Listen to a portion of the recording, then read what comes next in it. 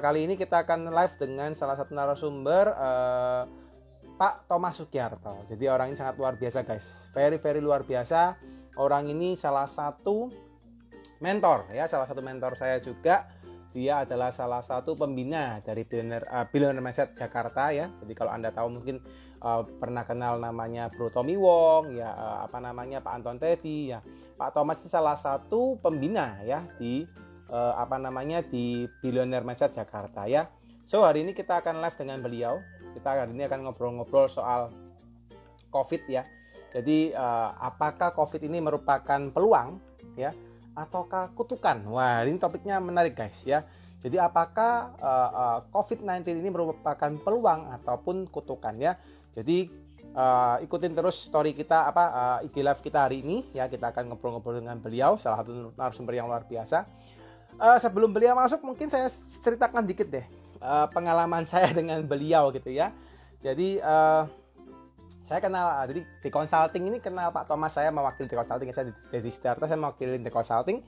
Saya kenal dengan Pak Thomas ini sangat unik guys. Jadi waktu itu ceritanya saya sempat tahu di IG ya, di FB dulu pertamanya. Lalu kalau nggak salah dari FB itu saya kontak beliau, saya cuma mau bertemu ya. Dan luar biasa guys, orang sekelas Pak Thomas, orang yang sangat-sangat luar biasa, bisnisnya sudah sukses luar biasa, tapi very humble guys, masih mau ketemu dengan saya. Waktu itu kita nggak kenal sama sekali. At the end saya kenalan dengan beliau hanya lewat FB, dan akhirnya saya ketemu dengan beliau di kantornya di Jakarta guys, dan diterima dengan luar biasa ya. Dan saya mendengar kisah suksesnya beliau dari nol ya, dari nol, very nol, orang dari Sumatera pindah ke Jakarta guys, dan sampai sekarang dia punya kantor, wah luar biasa ya. Jadi dulu saya sempat pernah ke kantornya itu di salah satu gedung tertinggi ya, bukan gedung tinggi di Jakarta ya, di penthouse guys. Jadi di satu tempat dia ambil ruangan 200 meter persegi guys, di penthouse, luar biasa.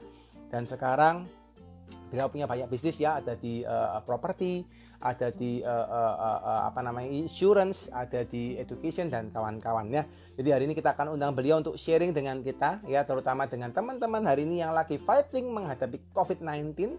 Apakah COVID-19 ini adalah peluang ataukah malah kutukan untuk kita ya? Yuk kita undang Pak Thomas Sugiarto di IG Live bersama The Consulting. Saya akan undang Pak Thomas sebentar. Halo. Hai Pak Thomas. Bro Dedi, apa kabar? Luar biasa Pak Thomas. Biasa di luar ya saya. Biasa di luar, benar. Biasa di luar dan luar biasa Pak pastinya Pak.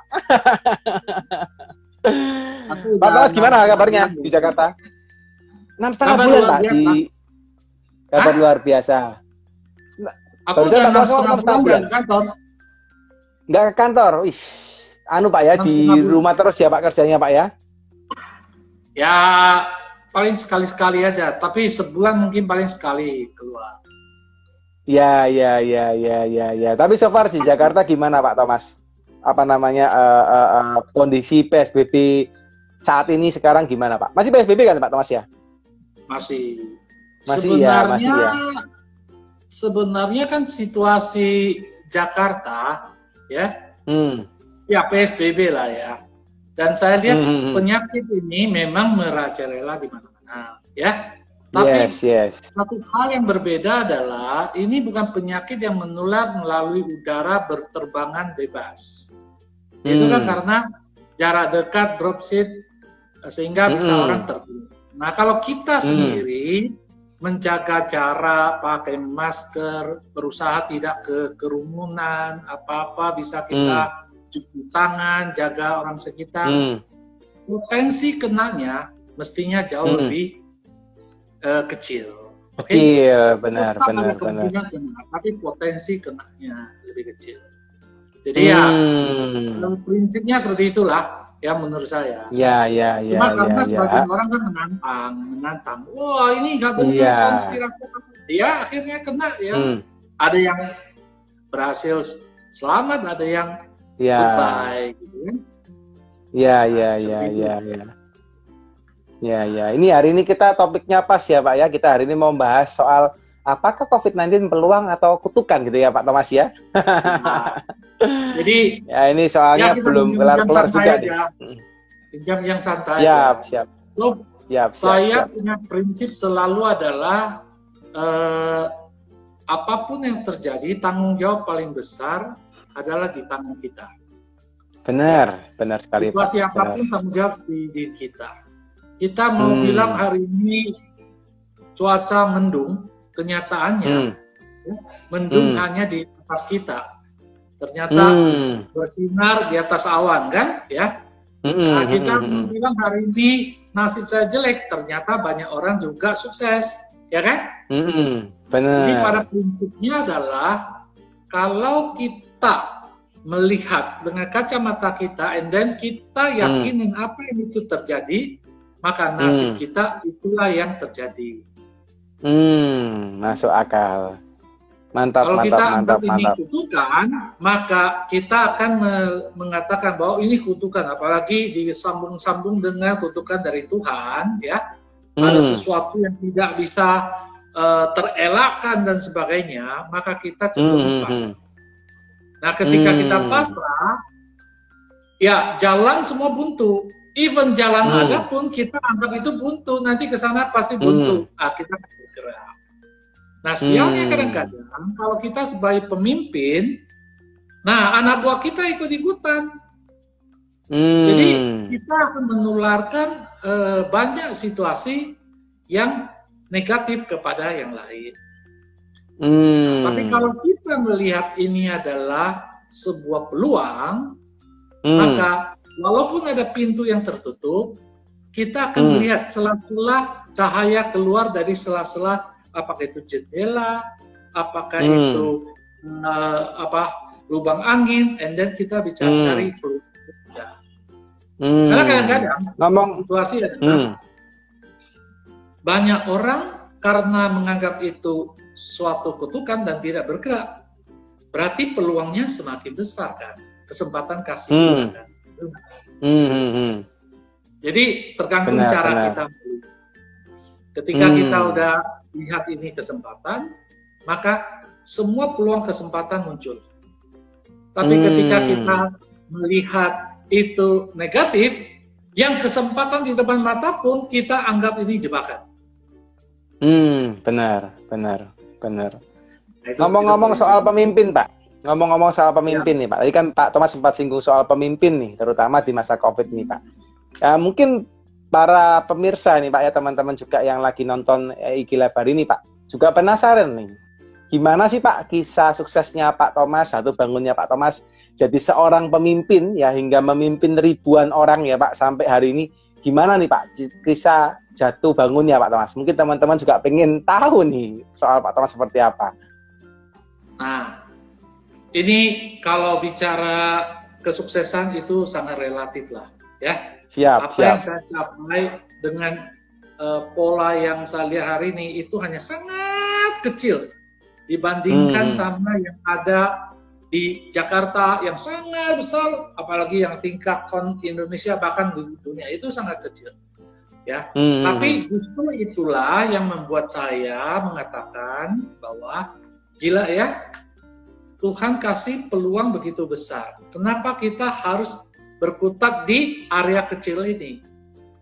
Orang yang punya makan juga sama, minum juga air yang sama, semua sama. Kok orang bisa sukses? Kalau dia bisa sukses, saya juga bisa ikut jejaknya kan?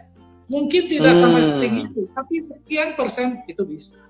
Nah, jadi sudut pandangnya itulah yang membuat saya positif dan jalan lari. Nah, yang kedua, prinsip saya adalah kalau saya mau suruh orang kerjaan benar, maka pastiin saya harus kerja benar tuh. Nih note ya teman-teman ya. Kalau mau suruh orang benar, harus kita kerja benar dulu. Nah, kalau kita nggak kerjain benar, ya gimana mau suruh orang kerja benar, ya kan? Benar. Tapi tidak semua hal harus kita kerjakan, betul nggak? Yes. Mau misalnya seorang ini ke lapangan atau pungut sampah, ya kita nggak perlu begitulah. Ya, ada hal-hal yang kita lakukan, ada hal-hal yang kita hargai orang lain lakukan. Dan selalu prinsip saya lebih ke meritokrasi. Menghargai orang yang kerjain dengan benar, bukan karena apakah dia si A atau si B atau si C, maksudnya warna kulit lah, apa. Prinsipnya adalah saya yakin semua orang kerja prinsipnya benar. Tapi masalahnya adalah dia kemampuan bisa atau tidak. Kalau orangnya kerja bagus ya kita kerja bagus. Kalau enggak ya dia nggak bisa dapatkan yang terbaik gitu. Nah, itu harus belajar. Jadi siap. Dari berbagai sumber lah. Ada yang dari budaya kita di Jawa, ada yang dari budaya kita dari luar, ya kan? Budaya Jawa adalah kita harus jadi seperti Ki Hajar Dewantara kan, ketika di depan ya kita harus jalan, ketika di tengah kita harus bersama-sama, ketika di belakang kita harus dorong, ya kan? Nah, tergantung kita berada di posisi mana. Siap. Mantap. Ini kondisi COVID ini kalau di bisnisnya Pak Thomas berimbas seperti apa, Pak? Oke, jadi saya kan khususnya utama sih di bidang perencanaan keuangan, ya.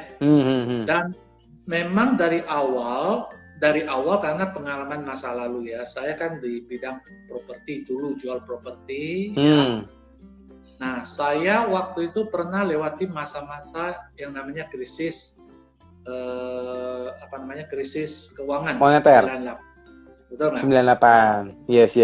Jadi zaman waktu dulu saya ya sekolah, saya udah belajar satu prinsip. Kalau kita mau kaya, maka beradalah di tempat di mana orang kaya ada. Nah, jadi saya waktu itu belajar jual beli properti di daerah Jakarta Selatan, khusus daerah orang kelas 10. Nah, di sana benar adalah banyak orang ketika terjadi krisis, banyak yang jatuh, tapi juga banyak orang yang masih tetap survive. Nah, teman-teman saya yang jualannya properti yang kelas bawah, yang tahun kemarinnya dia top nomor 1, tiba-tiba bangkrut. Nah, dari sana saya makin meyakini bahwa kita ibaratnya masuk ke sebuah market, kalau ini pandangan saya ya, belum tentu bisa cocok untuk semua. Ya, kalau orang kaya mau situasi apapun ya, dia tetap ada duit. Dolar jatuh, dia ada dolar, dia ada rupiah. Rupiah lagi nggak bagus, dia ada dolar, dia ada batangan emas, dia ada properti. Ya kan? Nah, jadi orang kaya dimanapun pasti ada, dan market itu ada. Nah, itu yang mendorong masuk saya di bidang keuangan, proteksi keuangan juga saya handle nasabah maunya fokus ke yang menengah ke atas. Sehingga seperti hari ini ya, daya beli tanda kutip di bidang keuangan untuk kelas bawah memang kena. Tapi kelas menengah ke atas, khususnya yang tidak kena, itu banyak. Contoh, yang mampu makan musangking, yang bisa beli Bronto dan sejenisnya, yang bisa beli handphone terbaru, yang masih bisa jalan-jalan, ya ke mall dan sebagainya. Nah, itu masih banyak. Asal kita mau kerja lebih keras ya, dan tidak merubah cara kerja lah ya. Misalnya contoh, kita mau tangkap ikan, daerah sini nggak ada ikan ya, kita harus cari ke tempat lain kan. Nah, cara untuk bagaimana ikan datang. Nah, jadi di bisnis kami agak unik. Di market saat ini memang lagi turun, tapi awareness justru lagi naik tinggi. Naik, benar. Karena semua orang sadar bahwa dia mau kaya, mau miskin, mau tua, mau muda, mau sehat, mau sakit, bisa tiba-tiba kena COVID dan bisa langsung check out. Nah, itu mereka. Nah, itu. Yang kedua, di bisnis kami yang lucu juga adalah itu di bidang penjualan. Bidang kami utama kan lebih ke pengembangan tim. Ya. Nah, hari ini banyak orang kena COVID ya secara finansial. Sehingga orang-orang hebat di berbagai industri itu sedang masuk ke industri kami. Nah, sehingga mereka karena dedikasi bagus, inilah peluang untuk bisa berkembang luar biasa di masa depan. Nah, jadi kami justru lagi exciting untuk masuk ke bisnis ini. ya, dan dengan pendekatan yang berbeda tentunya. Jadi seperti itu. Jadi masih macam-macam lah kesempatan, ya kan?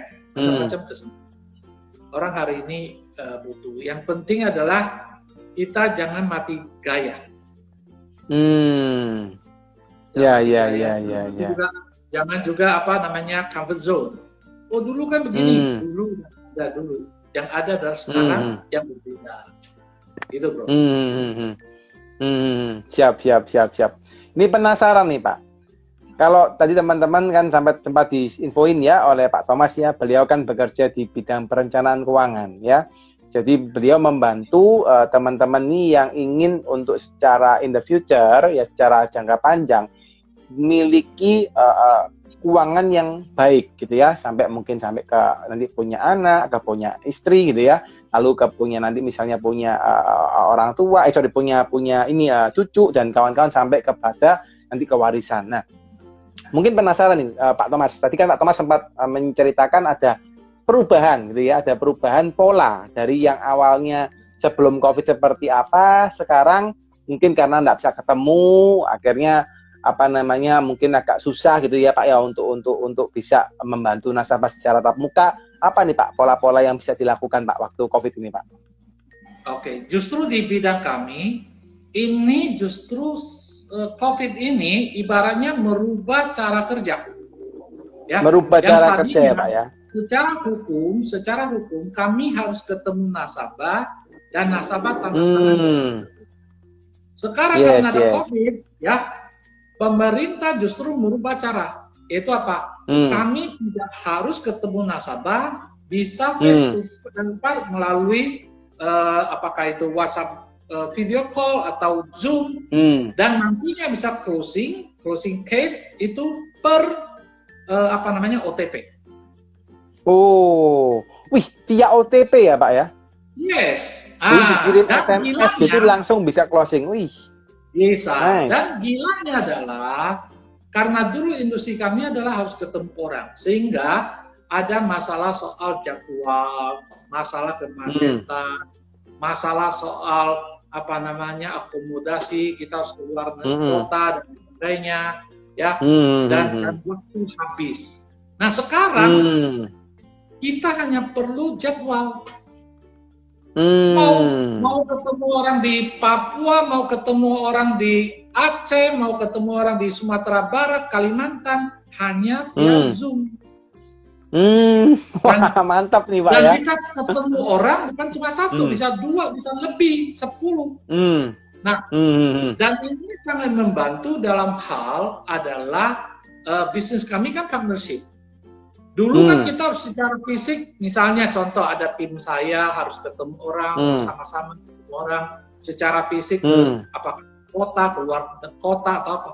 Ini nggak usah, kita ketemu jadwal Zoom, ketemunya di Zoom.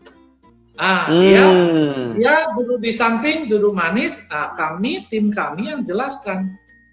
Begitu nasabah mau, masuk ke dia sebagai agent. Yes. Begitu juga dalam konteks rekrutmen, kami juga lakukan hal yang sama. Tadinya harus ketemu, mungkin hari ini, sekarang via Zoom. Sebelum via Zoom kita kirim dulu video dia nonton, oke kita diskusi. Ketika dia mau tidak harus ketemu, pakai tanda tangan via sistem digital, dan itu semua disiapkan kantor pusat. Modalnya besar banget. Nah, jadi yang seperti tadi saya bilang, di justru COVID ini kondisi memaksa orang menggunakan Zoom atau menggunakan digital untuk bertemu, konsultasi juga dan sebagainya, sehingga ini justru memperbesar peluang untuk sukses ke masa depan. Termasuk juga melalui apakah itu sosmed atau whatever gitu. Nah itu yang situasi luar biasa. Gitu. Ya. Pak, tadi Pak Thomas kan sempat sampaikan bahwa bisnis Bapak ini kan di partnership gitu ya, building people kan saya tidak salah dengar tadi juga termasuk dengan closing ya Pak ya. Which is closing itu adalah selling kan menurut saya gitu ya Pak ya. Nah, mungkin bagi sebagian orang untuk selling di saat ini atau mungkin bagian orang untuk selling Pak, itu bukan hal yang gampang kan Pak. Karena mungkin ada faktor dari sungkan, apalagi di bisnis Bapak di perencanaan keuangan ya. Which is kan itu harus heart to heart ya Pak, harus ketemu dengan orang, orangnya percaya dengan Bapak baru bisa closing dan sebagainya. Nah, how about dengan selling Pak? Gitu, terkait gimana sih kita sebagai entrepreneur ataupun sebagai profesional yang mau selling gitu ya, apa sih Pak yang harus diperhatikan oleh kita Pak supaya kita bisa selling dengan baik dan bisa mendapatkan mungkin leads atau calon-calon customer yang luar biasa besar mungkin seperti itu Pak. Oke, jadi dalam konteks kalau untuk kelas semakin besar, semakin tinggi ya, kita bukan tipikal jual barang. Bukan model kita jual, Pak, kita ada produk bagus nggak? Kita lebih ke konsultan.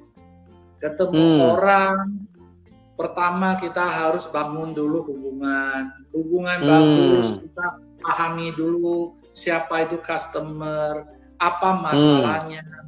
Dan mindset kita bukan jualan, mindset kita adalah apa yang saya bisa bantu. Dengan pengetahuan saya. Ya, apa yang saya bisa bantu dengan pengetahuan saya kepada beliau. Nah, kita ngobrol-ngobrol sehingga dari situ kita tahu, oh masalahnya ini. Baru dari dia kita ngobrol lagi, Pak betul nggak Bapak punya kebutuhan seperti ini. Nah, setelah tahu kebutuhannya, menurut Bapak ini perlu selesai atau tidak. Nah, gitu kan. Dan saya berani sama klien juga ngomong, Pak, Bapak tidak harus beli sama saya. Ya, Bapak beli sama yang lain. Oke, kalau Bapak belum pas sama saya. Ya, nah, Bapak bisa cari reputasi saya seperti apa, ya kan? Dan kemudian kalau ada masalah, boleh cari saya. Nanti kalau beli sama orang lain ada masalah, cari sama saya. Nah, apa-apa. Nah, sehingga kita membangun satu trust dulu, sehingga klien tidak merasa terancam, tidak merasa dia harus beli sesuatu sama kita, enggak. Nah, saya selalu bilang sama klien, saya hanya melayani klien yang bisa menganggap saya sebagai teman. Bukan menganggap saya sebagai seorang penjual. Kenapa? Kalau saya menjual sesuatu dan terikat jangka panjang, maka apa yang terjadi? Terkesannya adalah saya wajib untuk menanggung semua apapun diminta atau apa. Saya nggak mau. Saya bilang, nasabah, yuk mau anggap saya sebagai teman, nah saya akan perlakukan Bapak sebagai teman, hubungan teman jangka panjang. Sehingga bukan masalah soal duit nggak masalah. Yes. And then ketika hubungan baik, apa yang terjadi? Ketika kita tahu dia ada masalah, kita bisa bantu dia cari nasabah, cari klien untuk bisnisnya, kenalkan dia itu dan sebagainya. Bahkan saya ada lawyer yang khusus untuk membantu nasabah jika ada masalah legal. Ya kan? Itu belum. Jadi prinsipnya kita adalah membantu orang, bukan menjual sesuatu orang. Karena sekali lagi di bidang kami ini kan jual sesuatu yang nilainya besar. Yes. Ya? Dan yang kedua, saya selalu ajak dia membuat sebuah keputusan bukan berdasarkan emosi. Misalnya, Pak, ini Pak, bahaya Pak, ini Pak, bukan kayak gitu. Kita lebih ke ajak dia berpikir secara logika. Secara logika. Pak, Bapak, misalnya contoh, Bapak sebagai seorang pencari nafkah, jika ada apa-apa, siapa yang mau ngurusin keluarga? Logiknya kan, betul nggak? Nah, dia pikir sendiri, dan dia yang jawab sendiri nantinya. Nah, ketika dia bilang ya nggak ada, bisa nggak andalkan keluarga yang lain, family? Nggak bisa. Ada teman yang bisa bantu? Bisa. Jadi apa yang harus lakukan? Yang harus bantu sendiri. Nah, harus lakukan sendiri. Nah, sekarang mau bantu sendiri adalah lakukan hanya sekedarnya atau lakukan yang terbaik. Ya, Bapak yang pilih, lakukan yang terbaik. Oke, lakukan yang terbaik. Seperti apa yang mau? Nah, baru setelah itu baru kita cek harganya berapa. Baru kita cek apakah harga preminya sama dengan kemampuan. Kalau enggak, berarti kita sesuaikan. Baru first thing first. Sehingga klien nggak ada merasa dia terancam. Ya kan? Dan dia tahu semua. Ini klaim ada syarat dan ketentuan, ada faktor XYZ yang kita tahu, sehingga jangan sampai nanti kaget, misalnya klaimnya nggak dibayar atau belum, ada masa-masa tertentu, nah, dia harus pelajari. Bahkan saya bilang, Pak, Bapak harus perlu baca, nanti nggak ngerti, tanya. Jadi, kenapa klien kita bisa happy dengan bisnis ini? Kenapa kami di bidang ini, khususnya saya pribadi bisa happy? Satu, saya memilih perusahaan yang benar, reputasi yang benar. Kedua, saya belajar dengan benar. Ketiga, saya memilih tim yang benar. Empat, saya mencari nasabah dan saya ajak teman-teman saya mempelajari mencari nasabah yang benar. Nah, lalu menjelaskan ke nasabah dengan benar. Kemudian menyampaikan syarat XYZ dengan benar. Lalu kemungkinan salahnya di mana? Ya. Jadi harus diawali dengan hal yang benar ya, Pak ya. Ya. Jadi mulai kita cari perusahaan yang sudah harus benar. Dengan benar. Lakukan hal benar dengan benar. Ya. Masuk akal ya. Saya pernah belajar dari salah satu pembicara. Beliau mengatakan kalau kita ingin sukses itu kita harus berpikir yang benar, bertindak yang benar, dan berkata yang benar. Gitu. Ya, mungkin nyambung dengan apa yang dilakukan sama Pak Thomas ya, Pak ya. Ya, betul. Karena kita bisnis kan jangka panjang. Betul nggak? Yes. Benar.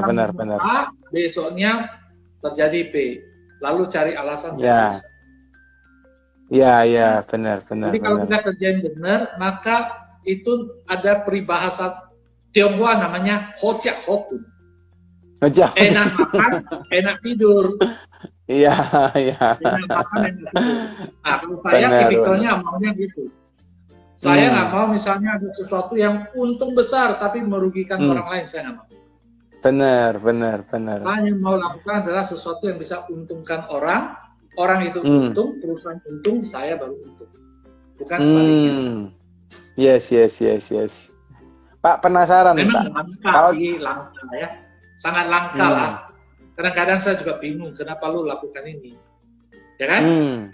Cuma saya bilang adalah saya mau nama baik saya 5, 10, 50, 100 tahun masih dikenang orang dengan persepsi positif. Benar. Sepakat, Pak. Sepakat. Itu thumbs up buat Pak Thomas. Pak, penasaran Pak, tadi nyambungin tadi Pak. Tadi kan Pak Thomas sempat sampaikan bahwa kita bangun hubungan gitu ya Pak dengan orang gitu ya. Dan saya lihat memang Pak Thomas salah satu sosok yang luar biasa menurut saya gitu ya. Sangat very humble gitu ya. Dan yang paling luar biasa sih Pak, menurut saya Bapak bisa membangun hubungan itu jangka panjang dengan orang-orang yang luar biasa gitu ya. Dari apalagi kan Pak Thomas sempat cerita dulu waktu di awal-awal Pak Thomas merintis usaha belum sesukses ini gitu Pak ya. Nah terus tadi Bapak sering berhubungan dengan orang-orang yang mungkin kelasnya sudah jauh di atasnya Pak Thomas, gitu. Maksudnya sudah very very high profile dan Pak Thomas baru merintis usahanya. Nah boleh nggak Pak bagi-bagi tips kepada para ini ya Pak ya pendengar hari ini, para pemirsa hari ini, kira-kira gimana sih Pak kita sebagai pribadi itu kalau kita membangun hubungan yang baik, gitu, terutama dengan orang yang jauh di atas kita yang mungkin kadang-kadang bisa memandang rendah gitu Pak ya. Wah, kamu masih baru nih, misalnya seperti itu ya. Gimana sih Pak kira-kira Pak pengalaman dulunya Pak? Oke, jadi selalu orang kaya kan juga macam-macam, betul nggak? Orang kaya kan ada yang kaya tapi humble, ada orang yang kaya tapi sombong kan? Yes. Nah, sekali lagi pilihan ada di tangan kita. Kita mau jadi jongos atau kita mau melayani, betul nggak? Nah, jongos berarti ya disuruh ngapa-ngapain ya kita ikut, betul nggak? Tapi kalau kita mau melayani, berarti adalah positioning di tangan kita, betul nggak? Yes. Jadi ya saya cari orang-orang kaya yang memang orangnya humble. Nah, kita carilah orang-orang seperti itu, betul nggak? Kemudian yang kedua adalah Pak, Bapak sangat sukses, ya. Saya mau belajar dengan Bapak sehingga saya bisa sukses. Pada prinsipnya kalau kita mau belajar sama orang pasti happy. Apalagi masa lalu beliau dulu susah juga, ya. Boleh nggak Bapak cerita masa lalu Bapak yang sehingga bisa bikin Bapak sukses? Nah, tapi ini ada tekniknya, ya, ada tekniknya. Teknik dalam konsep komunikasi namanya open question and close question. Ya, open question adalah pertanyaan terbuka, yang dimana dia jawab nggak ada, oke? Nah, kalau close question berarti adalah jawaban ya tidak, oke? Nah, ketika ketemu orang yang baru, lebih banyak kita harus pakai open question sehingga kita dengar. Nah, kita dengar, and then pay attention ke dia. Jangan bisa main handphone, bunyi kingklang atau apa, jangan. Handphone harus mati itu. Pak, kenapa bisa begini, Pak? Oh, kayak begini. Oh, kayak kenapa jadi begini, Pak? Dia akan cerita dengan dia cerita, dia senang orang dengerin kisah suksesnya. Dan juga ketika dia ngomong sesuatu, jangan terlalu kayak misalnya angkat-angkat yang tidak wajar. Harus sesuatu yang wajar. Oke? Orang kaya itu pinter-pinter. Dia lihat kita ini sebagai orang hanya angkat-angkat atau sebagai orang yang kita bisa benar-benar ngomong sesuatu yang objektif. Dia butuh orang yang objektif. Dan yang kedua, dia butuh orang yang berani ngomong ya, tidak, salah, benar-benar. Kalau orang yang baik itu pasti gitu. Ya. Jadi kita harus berani, Pak, menurut pandangan saya kok melihat ini begini ya, Pak. Nah, boleh nggak jelaskan kenapa Bapak berbuat yang seperti itu, yang sebelah seperti gitu. Nah, dia kan jelaskan. And then kita belajar dari situ kan, betul nggak? Jadi seperti itu. Nah, termasuk saya pernah bantu seorang klien, ya, karena saya di properti itu harus benar-benar berada di tengah, ya, tidak memihak ke penjual 100% mati-matian atau ke pembeli 100% tanpa benar-benar menjaga keseimbangan. Saya waktu itu nggak mau adalah orang beli kemahalan maupun orang beli jual kemurahan. Ya, sehingga saya harus kuasai pasar. Saya tahu, Pak, ini benar-benar mahal di mana, murah di mana, atau wajarnya di mana. Nah, ada satu ketika klien saya itu tingkat konglomerat, ya, tingkat konglomerat masa itu, ya, itu termasuk yang salah satu yang dia lagi kesusahan. Dia terpaksa harus jual. Pembeli ini mau tekan harga, nasabah klien ini hanya bilang, menurut Pak Thomas gimana? Mau lepas nggak? Karena dia pasrah ke saya. Pasrah kan? Saya kalau bilang iya, itu ratusan juta sudah oke di depan mata. Tapi saya bilang tidak, Bu. Kita tunggu sedikit. Karena menurut saya ini harga masih bisa naik. Apa yang terjadi? Yang terjadi adalah saya tolak rezeki itu kan, tanda kutip ya. Seminggu kemudian saya bisa jual lebih mahal, kurang lebih mungkin sekitar 10%. Itu hitungannya M ya. 10% itu hitungannya M. Iya, Pak. Itu tahun 20 tahun yang lalu ya. MMA gitu ya. Yes. Apa yang terjadi? Ketika selesai semua, saya dibayar komisi. Nah, waktu saya dibayar komisi saja, itu sudah hitungan ratusan juta. Yes. Ya. Nah, pada saat saya dikasih cek, nilainya 3 kali lipat. Dari komisi ya, Pak ya? 3 kali lipat dengan komisi standar. Saya bilang, Bu, ini salah tulis. Bu, ini salah tulis. Enggak. Ibu memang mau kasih. Kamu benar-benar kerja benar. Nah, itu. Nah, jadi prinsipnya adalah kalau berurusan sama orang kaya, jangan aneh. Jangan bodohin dia atau jangan curangin dia atau apa. Nah, prinsip ini juga saya ingin ke bawah. Tolong jangan pernah mencurangi saya. Walaupun uang kecil. Kenapa? Karena bukan masalah duitnya. Masalahnya adalah trust yang saya kasih ke kamu itu terlalu mahal. Benar. Nah, orang-orang kaya itu benar-benar membutuhkan orang yang bisa dipercaya. Karena kalau kita bisa dipercaya sama mereka, berarti ada satu masalah yang dia sudah bisa lepas, dia urusin yang lain. Jadi buat mereka itu ada hitungan mahalnya dari waktu mereka, bukan uang yang dia keluar gitu loh. Nah, jadi prinsip itu berpikir harus ngerti. Jangan sampai misalnya ada uang kecil pun kita bahasa Chinese namanya tamsin ya. Ya. Tamsin benar.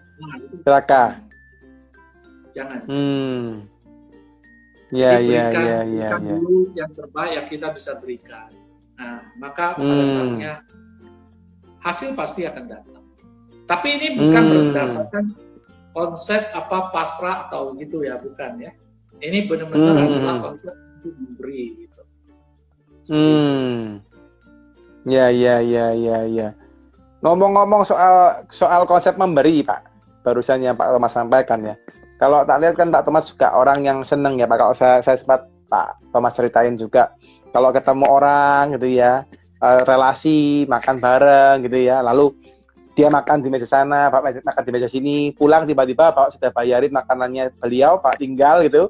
Terus dianya juga terima kasih ke Pak Thomas gitu ya. Padahal sana yang lebih kaya. Nah itu gimana Pak ya? Kok kadang-kadang kan kita pikir ya, kok kita bayarin orang yang lebih kaya gitu ya. Nah dari Pak Thomas sendiri, kenapa Pak kok melakukan hal seperti itu, Pak?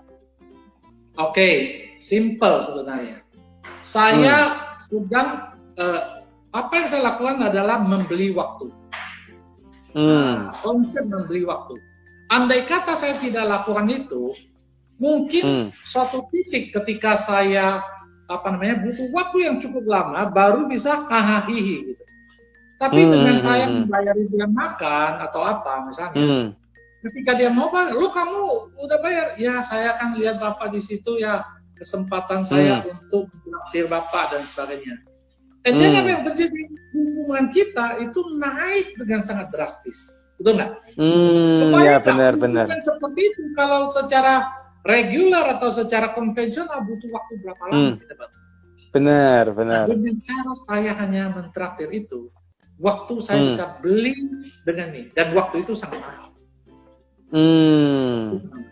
Nah, jadi itulah prinsip kerjanya.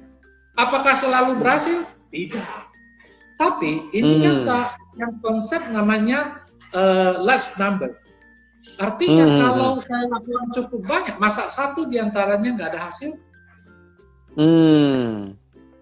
Ya. Hal ini juga termasuk kepada teman-teman yang selevel atau teman di bawah. Ya, kalau saya bisa traktir beliau makan, ya. Dia happy kan, betul nggak? Dan saya sering ketemu orang masih ingat saya traktir dia, padahal saya udah lupa ketemunya di mana. Saking seringnya ya Pak Thomas ya. And then suatu hari bisa ada transaksi, ada bisnis. Iya. Saya lebih ke ibaratnya adalah konsep ini namanya adalah menggunakan future value punya uang untuk berbisnis.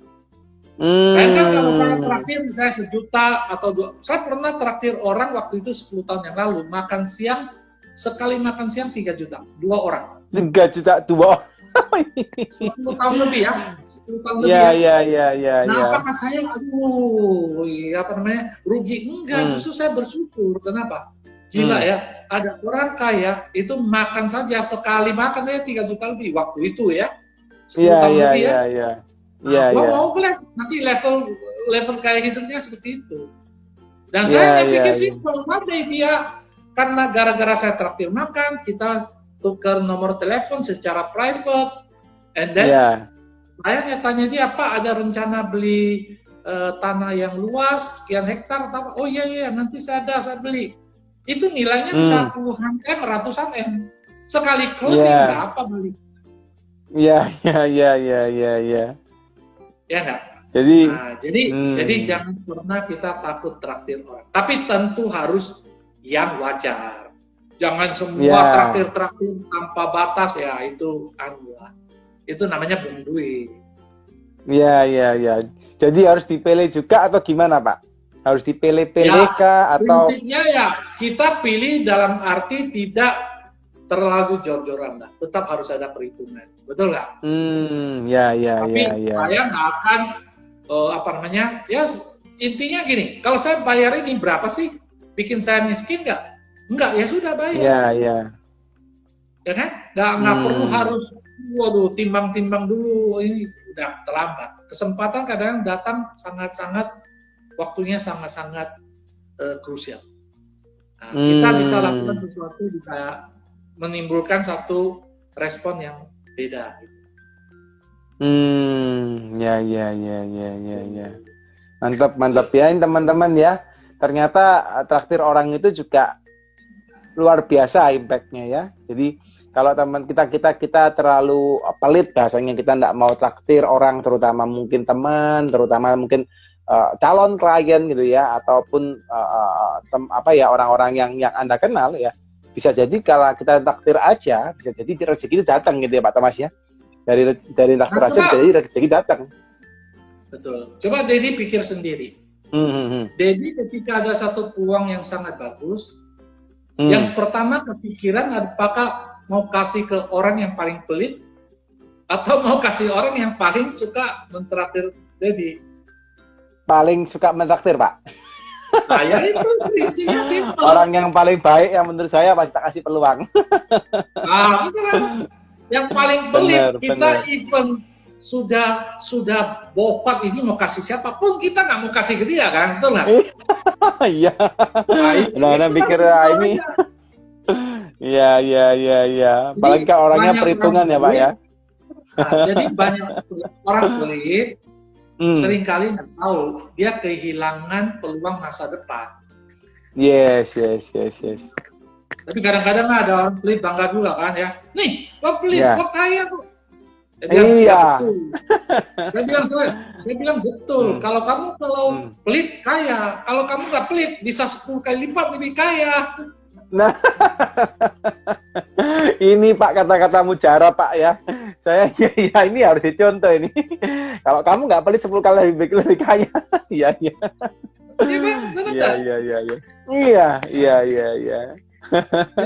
Dan soalnya pernah ketemu orang juga ngomong gitu Pak. Apa saya ini kaya karena saya ya. Pernah. Nah, kenapa? Karena kalau orang pelit, umumnya dia harus kerja sangat keras baru sukses. Apa-apa dia gunakan waktu dia sendiri, kerja sendiri. Jarang orang kaya orang pelit itu punya orang yang lama kerja sama dia, yang bagus ya. Yang bagus kerja sama dia lama pasti pergi. Ya kan? Yang kerja sama dia biasanya bokot lah. Udah nggak ada jalan ya sudahlah, terpaksa buat kerja. Dan biasanya pun kerja ya separuh hati, separuh hati. Nah kalau kadang-kadang bosnya lagi sial ini syukur lo, gitu kan? Kita nggak mau buat itu begitu sama kita kan? Iya sih, benar. Benar nggak? Nah, itu. Iya. Jadi makanya kita ya hidupnya santai aja. Iya. Ini nyambung sama hukum tabur tua ya Pak ya, hukum karma gitu ya. Nabur yang baik, nuai yang baik. Nabur yang buruk, nuai yang buruk. Begitu ya Pak Thomas ya? Ya, prinsipnya kurang lebih lah ya, prinsip dasarnya. Tapi bukan artinya kita dalam konteks ini keagamaan ya. Saya lebih ke prinsip kerja secara manusiawi kebenarannya. Kalau kita berbuat baik sama orang, ya kan? Mungkin aja ada yang berbuat jahat. Tapi kemungkinan orang berbuat jahat kembali ke kita jauh lebih besar kan dibandingkan itu. Benar. Kalau kita mau orang baik sama kita ya kita harus baik sama orang. Ini yang saya belajar dari Stephen Covey, ya. Be proaktif. Kita proaktif berikan dulu. Kalau kita mau orang nyapa ya kita nyapa orang dulu. Kita mau punya teman baik, ya kita cari dulu yang teman baik. Jangan tunggu teman baik, yang teman baik sesuai kriteria datang nggak ada. Jarang. Iya, benar. Kita harus berbuat. Nanti suatu titik, kita bisa jadi taman bunga. Dalam arti, kemampuan kita dan sebagainya kita bagus, orang bagus akan datang sendiri ke kita. Nah, itulah proses yang waktu kita akan jauh lebih hemat dan sebagainya. Siap. Kebanyakan kita modelnya lebih ke kejar kan. Kejar kupu-kupu. Nah, kita waktu habis kejar kupu-kupu. Lebih baik adalah kita ciptakan taman yang bagus, taman bunga yang bagus, kupu-kupu akan datang. Menarik. Malah kita ciptakan tamannya biar kupu-kupunya datang ya Pak. Jadi kita nggak perlu uberin kupu-kupu kemana-mana, mereka datang sendiri ya Pak Thomas ya. Iya. Itu kalau kita jangka panjang mau bagus ya. Jangka panjang kita mau hidup lebih nyaman dan sebagainya. Makanya integritas, kredibilitas kita harus baik. Kita baru bisa ya kan? Iya. Benar. Pak, pengalaman dalam bangun taman bunga, Pak, gitu ya. Kalau misalnya kita ngomong bunga itu kan selalu indah gitu, Pak ya. Dan harapannya adalah kita didatengin orang-orang yang indah-indah gitu ya. Pernah nggak Pak dalam hidup Pak Thomas atau pengalaman hidup Pak Thomas yang datang bukan bunga, Pak? Yang datang bukan kupu-kupu, Pak. Tapi yang datang ini misalnya ular gitu, Pak ya, datang. Jadi yang jelek nih yang datang ke dalam taman bunga Bapak, terus istilahnya taman bunga ini disakitin gitu Pak ya. Pernah nggak Pak dalam hidupnya Pak Thomas mengalami hal seperti itu Pak? Ya pernah lah, ini pasti pernah. Oke? Tapi kan kita selalu seleksi awal dulu. Orang misalnya mau datang ke saya, mau cari saya misalnya, Pak Thomas kita invest kerjasama atau whatever itu gitu kan, banyak sekali. Nah selalu saya tanya, kenapa dia cari saya? Kenapa dia cari saya? Kalau ada untung bagus, kenapa tidak dia? Apa bagian saya yang bisa membantu dia sukses? Sehingga dia bisa lihat. Tapi kalau misalnya hanya faktor duit dan sebagainya, lalu janjinya untungnya gede banget dan sebagainya, nah ini pasti ada something wrong. Nah jadi saya selalu tidak mau melihat sesuatu yang untung besar, tapi ada gunanya enggak. Nah, jangka panjang ini merugikan orang lain enggak?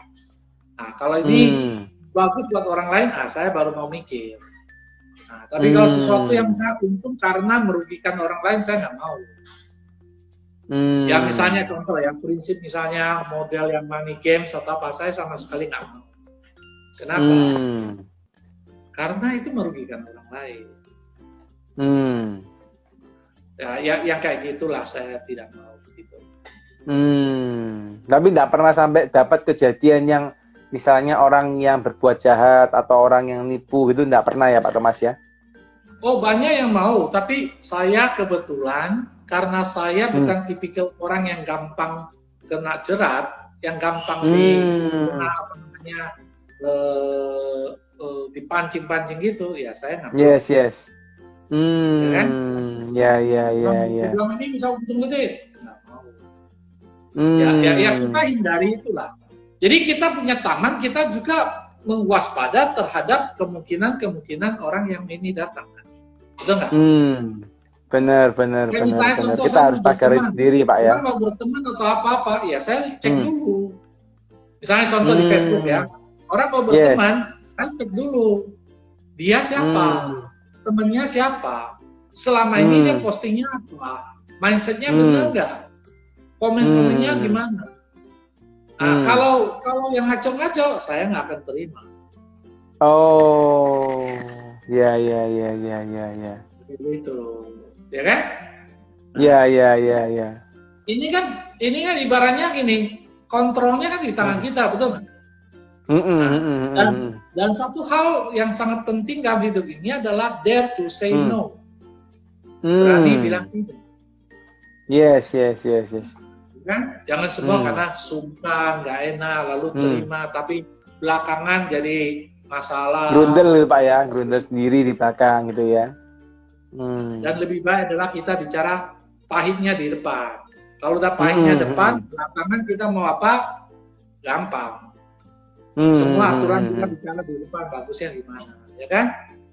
Kalau kita nggak, karena tahu ini orang bagus, nggak bilang, kita siap-siap untuk gagal. Artinya kalau gagal jangan ngomel gitu. Ya kan? Jadi saya prinsipnya selalu adalah kalau sampai gagal segila-gilanya rugi berapa? Kalau cuma rugi segitu ya kita jalan. Gitu. Ya. Jadi terbalik cara adalah bukan untungnya berapa, tapi adalah potensi rugi paling besar apa? Paling besar berapa? Kalau itu masih masuk akal, ya sudah kita berani coba. Karena ini hanya segitu, bukan sesuatu yang membuat sampai kita bangkrut atau apa. Jadi kalau kita mau melangkah pun harus dikalkulasi dulu ya Pak Thomas ya. Nggak boleh asal gitu ya. Karena seperti itulah. Makanya ketika menjalankan bisnis pun saya sudah kasih gambaran gimana caranya sehingga teman-teman bisa sukses dan sebagainya kan. Tapi kan nggak semua orang punya kemampuan untuk melihat. Dan saya selalu berprinsip adalah ya ibaratnya adalah saya mau kasih orang makan musangking. Tapi kan belum tentu semua orang suka musangking kan? Benar. Tapi karena orang lain tidak suka musangking, jangan sampai kita, musangking ternyata nggak enak ya. Jadi saya nggak makan musangking deh. Ya jangan begitu juga. Kita tawarin aja mau makan musangking, silakan. Nggak mau ya sudah cari yang mau. Ya kan? Benar. Banyak orang dengerin musangking nggak enak. Oh iya musangking nggak enak. Saya nggak mau makan. Orang tawarin langsung tutup hidung. Padahal dia belum tahu musangking itu berapa enak, gitu kan? Yes. Itu ibaratnya kalau orang itu lihat peluang belum dicoba sudah nolak ya Pak ya? Ya nggak apa-apa. Dan saya selalu bilang untung ya orang ini baru ya. Kalau masuk dan bikin pusing kan, betul nggak? Iya. Udah. Ya kan? Nggak perlu pusing-pusing gitu. Karena kita mau bikin dia kaya, bukan kita mau ambil duit dari dia. Gitu. Yes. Kan? Ini pembicaraan kita. Orang nggak mau, masa kita marah-marah, ya nggak? Waduh, saya mau kasih uang ke pengemis, mau. Waduh, saya nggak jadi orang kaya deh. Ya nggak bisa dong. Kayak gitu kan. Kalau mau ya silakan, kalau nggak mau ya silakan ya Pak ya. Yang penting kita niatnya baik ya Pak Thomas ya. Iya betul. Seperti saya traktir orang. Pernah saya traktir orang dimarah-marahin sama orang. Iya. Dimarah-marahin Pak? Iya, dia bilang saya mau ditraktir ini. Oh, maksud gua kan nggak begitu. Lu anggap gua bisa bayar? Ya sudah, nggak mau ya sudah ya kan. Nanti gua traktir yang lain. Ya. Ini guys, jadi teman-teman ya, ini pembicaraan kita ini panjang ngalor ngidul ya. Ngalor ngidul itu kemana-mana, tapi Anda coba sadur ya. Dari perjalanan seorang Pak Thomas ini yang disampaikan adalah hal-hal yang baik ya. Jadi kita Pak Thomas melakukan hal yang baik ya. Seperti tadi traktir ya, berpikir baik, melayani ya, menawarkan hal yang baik dan macam-macam guys. Dan yang dilakukan dia itu sangat menunjang bisnisnya secara nggak langsung ya, meskipun nggak, misalnya habis traktir orang nggak langsung, orang itu bisa closing dari klien atau gimana, tapi at the end bisa mungkin hubungan baik, bisa jadi mungkin nanti bisa kita dikenalin atau malah di kapan-kapan malah bisa jadi closing tapi mungkin nggak langsung. Nah ini yang Anda perlu perhatikan sebagai entrepreneur, sebagai pengusaha, harus tanamkan dulu bahwa aku mau jalankan yang baik, aku mau melakukan yang baik, dan aku mau membantu yang baik. Barulah nanti yang lain-lain, hal-hal kebaikan ini akan kembali seperti yang diceritakan oleh Pak Thomas tadi. Pak Thomas, ini ternyata kita ngobrol-ngobrol tadi panjang lebar ini, ternyata kita nggak kerasa sudah hampir 1 jam Pak Thomas. Iya, udah 54 menit saya lihat nih di IG Live-nya ini. Nah Pak, sebelum kita akhirin Pak Thomas, sudah 54 menit Pak di IG Live ini. Nah, sebelum kita akhirin Pak, supaya saya juga kami nggak menyita waktunya Pak Thomas juga dengan keluarga Pak Thomas, mungkin dari Pak Thomas Pak, selaku praktisi di bidang keuangan, selaku praktisi juga di properti ya, dan kawan-kawan Pak ya, apa sih Pak pesan-pesan yang bisa disampaikan kepada teman-teman khususnya di masa COVID seperti ini Pak ya? Apakah COVID ini sebagai peluang ataupun kutukan? Nah ini mungkin apa Pak yang bisa disampaikan dari Pak Thomas selaku praktisi Pak kira-kira? Oke, jadi gini, kita harus perhatiin adalah nomor satu adalah perhatiin di depan ya. Masa new normal ini maupun next normal, maka bisnis yang benar yang ada di depan ya, ekosistemnya kita harus tahu. Ekosistemnya adalah satu, bisnis yang bisa jalan adalah bisnis yang menjaga jarak. bisnis yang harus terhindar dari kerumunan, bisnis yang terkait sama kebutuhan primer, bisnis yang memperhatikan kesehatan, kebersihan, dan bisa didaya gunakan menggunakan digital. Bisnis yang modal kalau bisa jangan besar, tapi kecil tapi bisa menghasilkan besar. Bisnis yang bisa menciptakan meminimalisir resiko kerugian. Bisnis yang mungkin harus dipikirkan adalah yang nantinya orang bisa kerja dengan dari jarak jauh atau di rumah, ya.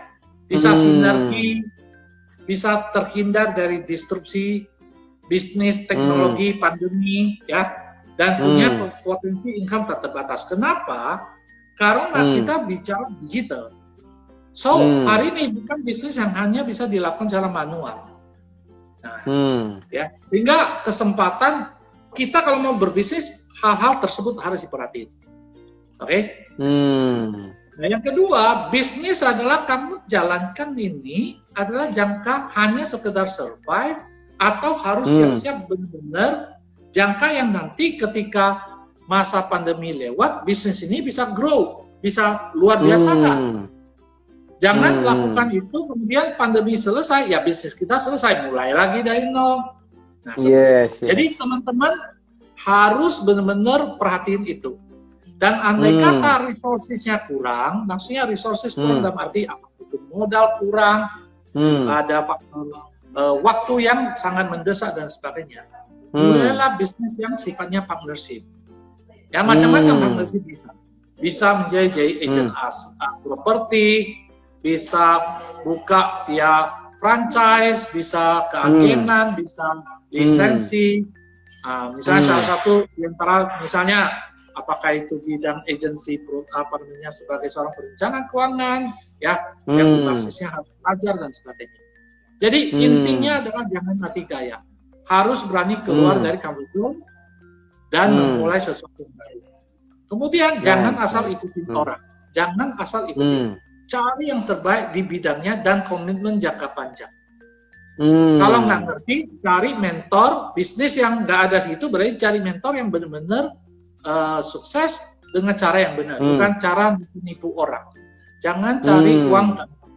Misalnya, maaf, misalnya money games. Masukin ini, investasi, nanti hasilnya bisa besar.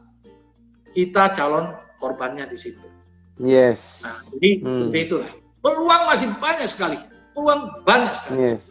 Asal kita mau merendahkan diri untuk belajar, mencari, mendengar dari orang yang tepat. Itu saran dari saya. Siap.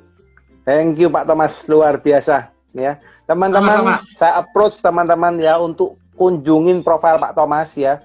Beliau ini salah satu mentor yang luar biasa ya bagi saya pribadi juga ya. Selaku saya juga dimentorin oleh Pak Thomas ya di salah satu komunitas. Jangan gitu lah. Jadi teman-teman, saya approach teman-teman untuk bisa lihat profilnya Pak Thomas. Kalau pengen kulik-kulik lebih lanjut lagi, silakan boleh follow, DM mungkin Pak Thomas juga. Misalnya seandainya pengen tahu Pak Thomas lebih lanjut, silakan di DM ya Pak Thomas. Ataupun terkait dengan bisnisnya Pak Thomas juga silakan. Saya lebih banyak pakai Facebook. Facebook, ya. Kalau IG agak kurang. Agak kurang, siap. Facebook juga sama namanya Thomas Sugiarto, teman-teman. Oke. Thank you Pak Thomas buat accept undangan kita hari ini Pak. Sukses terus buat Pak Thomas, untuk Cik Lucy, sama seluruh keluarga Pak Thomas dan seluruh keluarga besar juga di bisnisnya Pak Thomas ya. Thank you Pak Thomas. Siap. Sampai jumpa Pak, ketemu di lain kesempatan. Kalau pas nanti setelah COVID Pak saya mampir ke Jakarta, saya akan mampir ke tempat Pak. Siap Pak. Thank you Pak Thomas. Siap Pak. Siap. Thank you Pak. Thank you. Bye bye. Salam buat semua. Salam Pak, salam.